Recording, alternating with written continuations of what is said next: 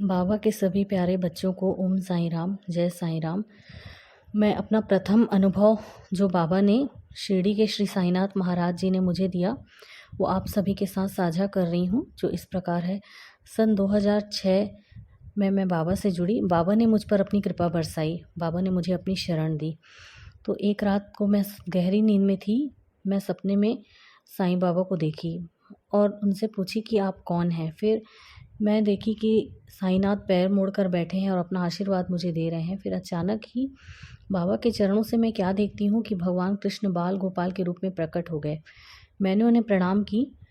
मुझे विश्वास नहीं हो रहा था कि मुझे भगवान कृष्ण के दर्शन हो रहे हैं। बचपन से ही मेरे इष्ट भगवान श्री कृष्ण रहे हैं। मैं रोज़ गीता का पाठ करती थी बचपन में, और ये भगवान कृष्ण हैं, बाबा के साथ मुझे दर्शन दे रहे हैं। तो साईं बाबा ने मुझसे कहा कि मैं तेरे घर खाना खाने आऊँगा, और मेरी नींद है ना रात के 3 बजे खुल गई।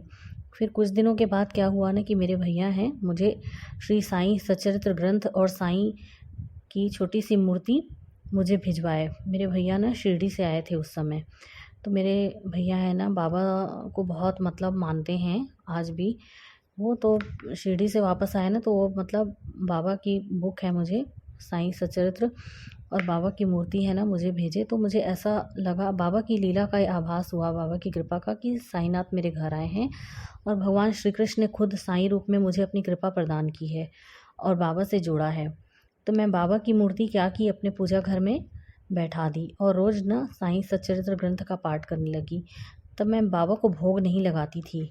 फिर एक गुरुवार के दिन मैं ना साईं सच्चरित्र का पाठ करके उठी, तो उसमें एक अध्याय में लेखक श्री हेमाड़ पंत जी ने ऐसा वर्णित किया है कि अगर आप खाना खाने के पूर्व बाबा का स्मरण करते हैं तो ये समझो कि वह भोजन बाबा को भोग लग गया। अर्थात भोजन के पूर्व बाबा का स्मरण करना ही बाबा को भोजन अर्पण करने की विधि है। तो मैं नाश्ता अपने लिए परोसी थी, 2 रोटी और कुंदरू आलू की सब्ज़ी बनाई थी। तो मैं जैसे ही मैं रोटी का टुकड़ा उठाई खाना खाने के लिए, तो अचानक मेरे घर का गेट बजा। एक फ़कीर गेट पर खड़ा था, तो उसने आवाज़ दी, ओ माई, रोटी का टुकड़ा मिलेगा क्या? तो मेरे मन में उस समय यही भाव था कि बाबा मैं आपको भोग तो नहीं लगाती हूँ, नहीं लगाती, पर आप ही ने तो अभी ग्रंथ में कहा है कि स्मरण ही अर्पण की विधि है। यही सोचते हुए मैं गेट पर गई, तो वहाँ पे देखी कि एक फ़कीर खड़ा हुआ था गेट पे, और उस फ़कीर की वेशभूषा बिल्कुल साईं बाबा के जैसी थी। उसने मुझसे कहा, भूख लगी है, कुछ खाने को दो। तो मैं अंदर आई और अपना जो अपने लिए परोसी थी नाश्ता, वो लेकर गई फ़कीर के पास। मैं फ़कीर को नाश्ता पेपर में लपेट कर उसके हाथों में देना चाही, पर फ़कीर ने मुझसे कहा, मेरी झोली में डाल दे। फ़कीर ने अपने बाएं हाथ के कंधे पर झोली लटकाई थी। उसने झोली आगे बढ़ाई और मैंने नाश्ता उनकी झोली में डाल दिया। फिर मैं उनसे पूछी कि बाबा पानी पियोगे क्या? तो फ़कीर ने कहा हाँ।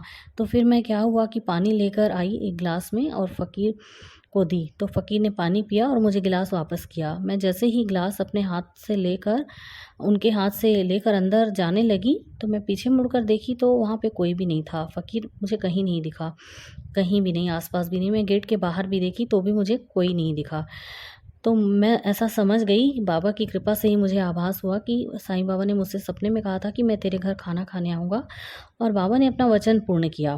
स्वप्न में भगवान श्री कृष्ण और साईनाथ को एक साथ देखा। इसका तात्पर्य यही था कि भगवान श्री कृष्ण मुझसे यही कहना चाहते थे कि मेरे स्वरूप के श्री कृष्ण इस रूप की, अर्थात साईं के रूप में ही मेरी पूजा करो। अर्थात भगवान श्री कृष्ण मुझे कहना चाह रहे थे कि अब तुम साईं के रूप में ही मेरी पूजा करो और इनकी शरण में ही रहो। सारांश में मेरे स्वरूप के इस रूप की पूजा करो। साईं बाबा को अपना इष्ट देव, अपना सद्गुरु बना लो। हर मनुष्य के जीवन का एक ही इष्ट देव होना चाहिए, क्योंकि हर जगह भटकने से कुछ लाभ नहीं होता है, एक ही से ही कल्याण संभव है। तो कभी आप राम की महिमा सुनेंगे तो राम को महान मानेंगे, कभी कृष्ण को, कभी शिव को, कभी दुर्गा को, कभी हनुमान जी को। सभी देवों के रूप अलग हैं, परंतु उन सभी में एक ही शक्ति का संचार है, नारायण की शक्ति का, परम पिता परमेश्वर की शक्ति का। तभी तो साईं बाबा भी कहा करते थे, सबका मालिक एक है, और अल्लाह मालिक अर्थात ईश्वर ही एक सत्ताधारी है, वही सबका रक्षण करता है। वह परम पिता दया का सागर है, तभी तो उसे दयालु कहते हैं। उसकी कोई उपमा नहीं है, इसलिए उसे अनुपम कहते हैं। तो सबका मालिक एक ही है, और बाबा की कृपा सभी साईं भक्तों पर बनी रहे ऐसे ही। जय साईं राम।